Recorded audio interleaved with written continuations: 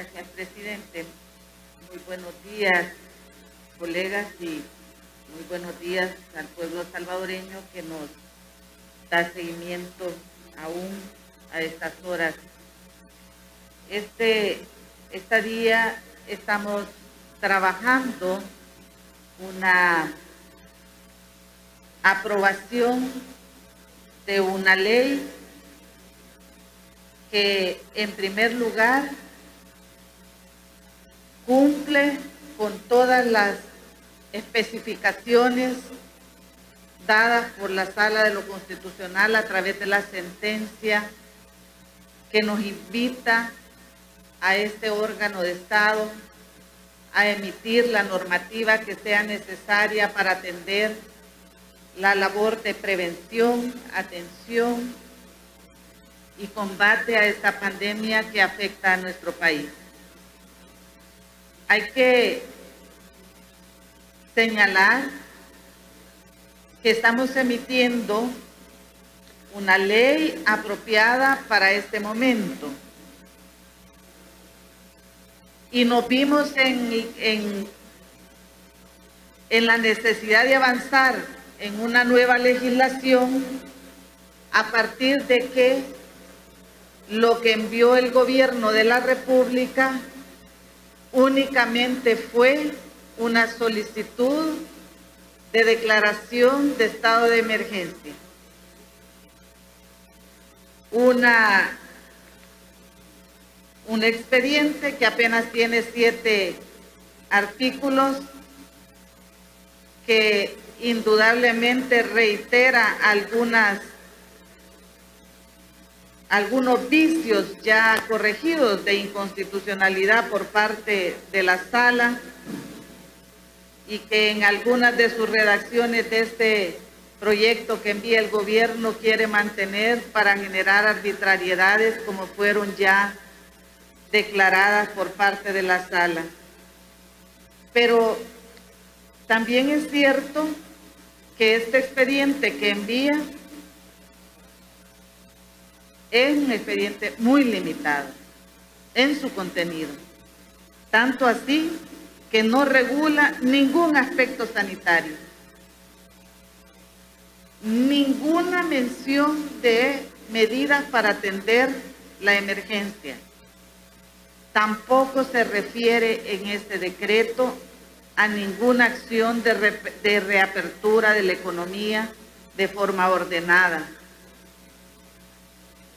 Es por ello que, ante tanta ausencia por parte de la Presidencia de la República con este decreto que envió, hemos tomado como grupo parlamentario del FMLN nuestra decisión de aportar con nuestra mejor voluntad a la formulación de esta ley, incorporando todos los elementos ya expresados en sentencia por Sala. Lo que nos indica esta realidad del tipo de expediente que nos envió este gobierno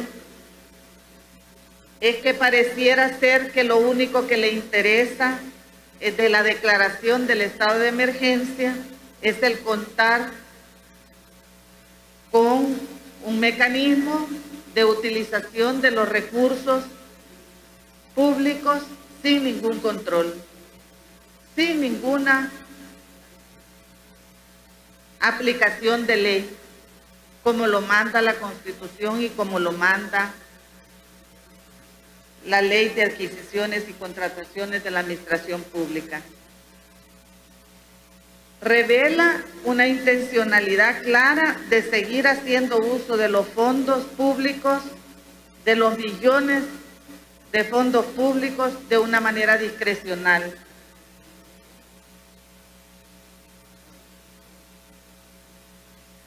Pareciera ser que está comenzando la emergencia.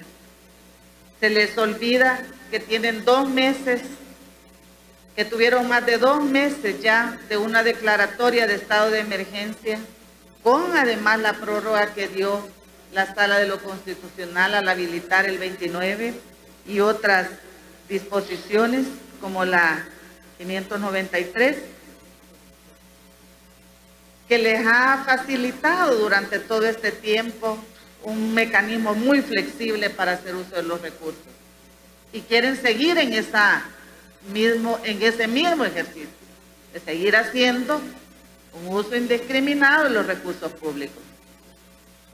Y lo que es más delicado, sin rendición de cuentas. Y esto, ¿por qué lo mencionamos? Porque cada vez que hemos hablado de forma reiterada de la exigencia que ha hecho este órgano de Estado de que presenten los informes, que rindan cuentas, que expliquen en qué utilizan los recursos, hay una permanente resistencia por parte de este gobierno y prácticamente están evadiendo el rendir cuentas a la población. Cada vez que hemos hablado de colocar en estas disposiciones el acceso a la información pública, hay resistencia. Esta es ya la segunda ocasión en que hay una amenaza de veto a ese decreto de extensión de suspensión de plazos procesales, por una sencilla razón, y es que ahí se incluyó la habilitación de la Ley de Acceso a la Información Pública y de la función del Instituto de Acceso a Información Pública. Y cada vez que tiene que ver con un aspecto de rendición de cuentas, de transparencia, hay una resistencia tremenda. Ahora ya ni se disimula. Esta ley tiene indudablemente una gran cantidad de disposiciones que corrigen esa ausencia en el planteamiento del gobierno. Tiene todas las disposiciones en materia sanitaria, tiene también todos los requerimientos que deben de cumplir las instituciones responsables, como es el caso, por ejemplo, del Ministerio de Salud, que como ente rector va a tener que presentar el plan de atención integral a la situación de emergencia, dado que hasta esta fecha todavía ese plan nunca lo han presentado. También hay una disposición muy importante que creo que vale la pena relevarla, y es la protección a las personas vulnerables. Nos preocupa mucho este segmento de la población, muy particularmente de que hoy en los últimos días hemos tenido esa penosa noticia de los adultos mayores que han fallecido producto de la negligencia de este gobierno en la atención en el asilo Sara Saldívar. Es inadmisible el nivel de displicencia de este gobierno para atender este tema. Y cómo pretenden dejar en el olvido, mediante el silencio cómplice también de algunas autoridades, que hay que tenerlo muy claro. Esto ya merece incluso una atención desde este órgano legislativo para indagar qué es lo que está ocurriendo en esas instalaciones. Hay una tarea ahí pendiente. Esta ley tiene unas disposiciones especiales para tratar a esas personas vulnerables. También es importante señalar que recuperamos en esta ley la situación que están experimentando los salvadoreños que han quedado varados en el exterior y que cada vez llegan mensajes a nosotros como diputadas y diputados revelando el calvario que siguen padeciendo, esperando una oportunidad de retorno. Y también nos comentan diariamente la enorme negligencia de este gobierno para darle una respuesta. Y el que hacen oídos sordos a toda la problemática de los salvadoreños en el exterior, que están varados y que a pesar de todos los requerimientos de sentencia donde les requiere la presentación de plan, siguen sin presentar una alternativa real, viable, oportuna, para que los salvadoreños, esos más de 4.000 salvadoreños que están esperando fuera del país, puedan regresar a su tierra. Es importante decir que con esta ley estamos dando respuesta a esa problemática, dado que este silencio y negligencia, incompetencia de este gobierno es claro en este tema. También nos hemos ocupado de especificar el manejo de los recursos. Somos muy precisos en esta ley. Probablemente eso no les va a gustar mucho, pero aquí se especifica también los mecanismos para la rendición de cuentas y para los informes que deben de entregar. Creemos que en esta parte hay que seguir avanzando. No es sobre la base del manejo discrecional de los recursos de manera oscura cómo vamos a avanzar en este país. Hay infinidad de casos que circulan en redes sociales donde ya hay evidencia que la misma ciudadanía está poniendo a disposición sobre dudosas compras, sobre dudosos manejos de contratación y una cantidad de casos donde evidentemente hay un precio exorbitante por productos, por bienes y servicios que en el mercado no lo valen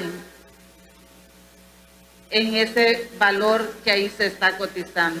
Lo que estamos viendo ciertamente ahí es fuertes indicios que nosotros también con mucha preocupación vemos, porque además la instancia competente por ley también, como es la Corte de Cuentas, ha tenido serios problemas para poder dar seguimiento y realizar su trabajo.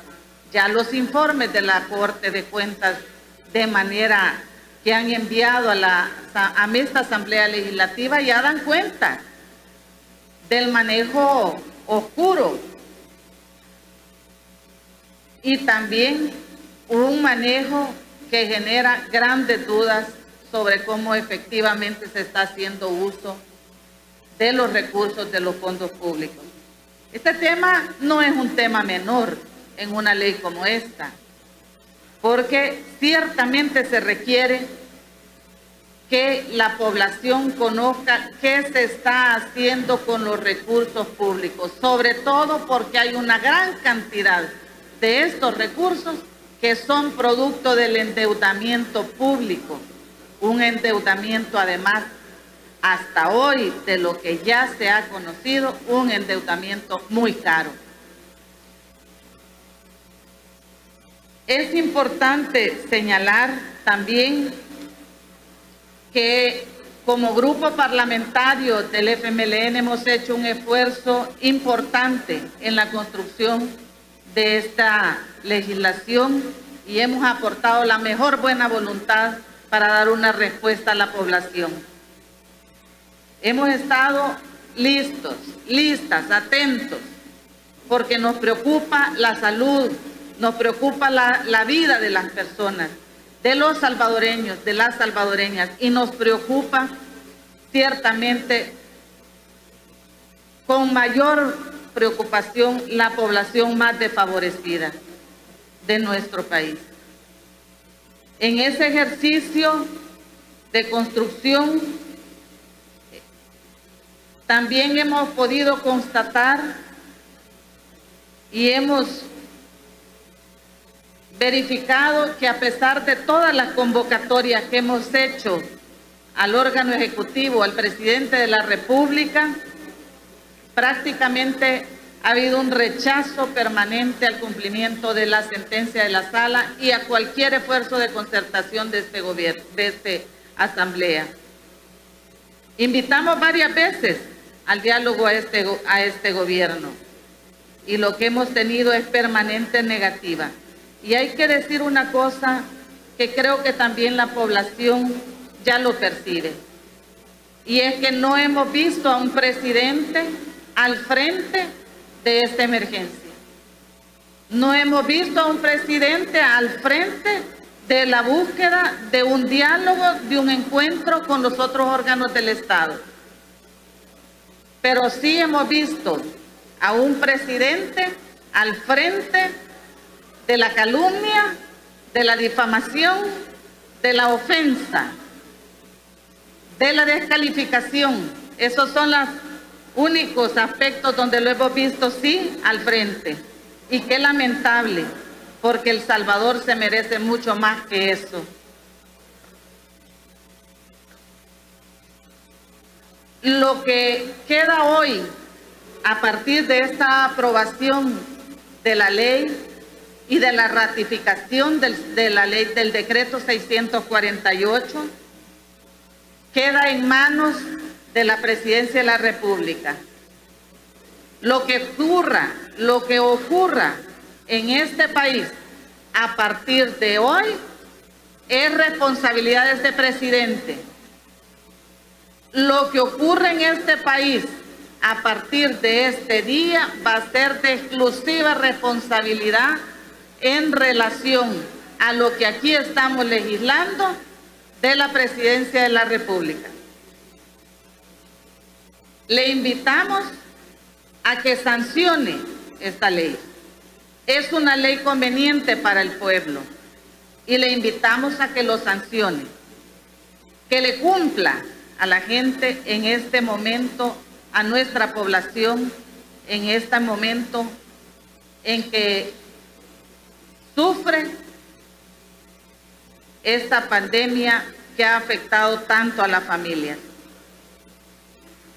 Finalmente, es relevante señalar que estaremos también muy vigilantes de la labor que debe realizar la Fiscalía de la República.